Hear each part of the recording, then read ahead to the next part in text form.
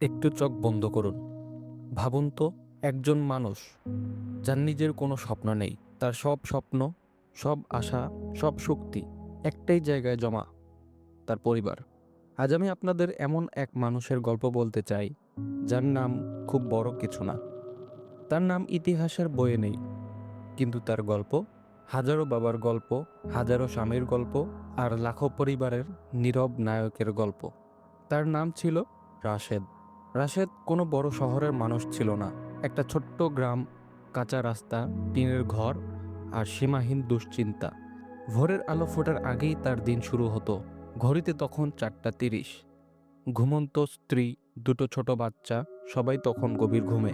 কিন্তু রাশেদের চোখে ঘুম ছিল না, কারণ তার মাথায় তখন শুধু একটা প্রশ্ন: আজ কিভাবে সংসার চলবে? সে ছিল একজন দিনমজুর। আজ কাজ পেলে খাওয়া আছে, কাল না পেলে নীরব কান্না আর আধপেটা রাত। তার হাতে ছিল শক্ত করা চামড়া, নখের ভেতরে মাটি, আর চোখের নিচে ক্লান্তির গভীর দাগ। কিন্তু আশ্চর্যের বিষয় কি জানেন? এই মানুষটা কখনো অভিযোগ করত না।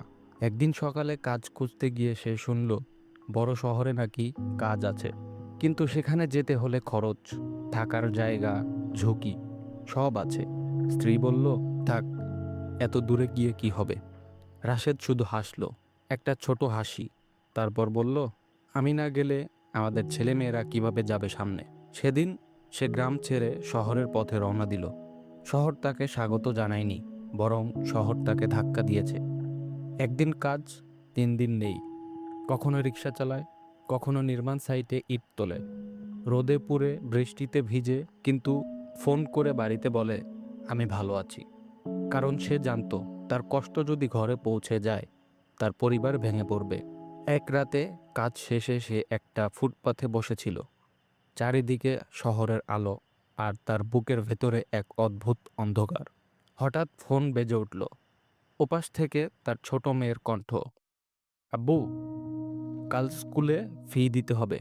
রাশেদ কিছুক্ষণ চুপ করে থাকলো। তার পকেটে তখন মাত্র 50 টাকা। সে চোখ বন্ধ করল, একটা দীর্ঘ নিঃশ্বাস নিল, তারপর বলল, চিন্তা করিস না মা, আব্বু আছে। সেই রাতে সে ঘুমায়নি। পরদিন ভোরে সে আরও কঠিন কাজ নিল। ওভারটাইম, অতিরিক্ত বোঝা, অতিরিক্ত ব্যথা। কারণ তার কাছে একটা লক্ষ্য ছিল, পরিবার। দিন যায়, মাস যায়, বছর যায়। রাশেদের চুলে সাদা ঢুকে পড়ে, কিন্তু তার স্বপ্নে কোনো ধুলো পড়ে না। সে নিজে পড়তে পারেনি, কিন্তু তার ছেলেকে পড়াচ্ছে। সে নিজে ভালো জামা পরেনি, কিন্তু ঈদে তার মেয়ের হাতে নতুন চুড়ি ছিল। সে নিজে কোনোদিন বিশ্রাম নেয়নি, কিন্তু তার পরিবার নিশ্চিন্তে ঘুমিয়েছে। একদিন তার শরীর আর পারল না। হঠাৎ অসুস্থ হয়ে পড়ল। হাসপাতালের বিছানায় শুয়ে সে ভাবছিল, আমি না থাকলে ওরা কি করবে?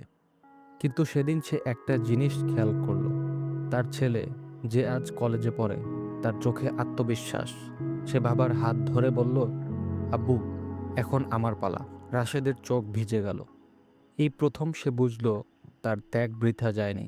আজ রাশেদ আগের মতো কাজ করে না, কিন্তু তার গল্প, তার ঘামে লেখা ইতিহাস, তার সন্তানের ভেতরে বেঁচে আছে। সে কোনো বড় মানুষ না, কিন্তু সে একজন বাবা, একজন স্বামী, একজন পরিবারের জন্য সবকিছু করতে পারা এমন এক মানুষ।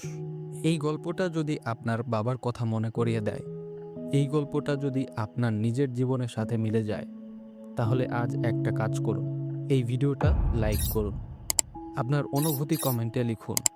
এমন গল্প পেতে চ্যানেলকে সাবস্ক্রাইব করে রাখুন, কারণ এই পৃথিবীটা এখনও টিকে আছে রাশেদের মতো মানুষদের জন্য।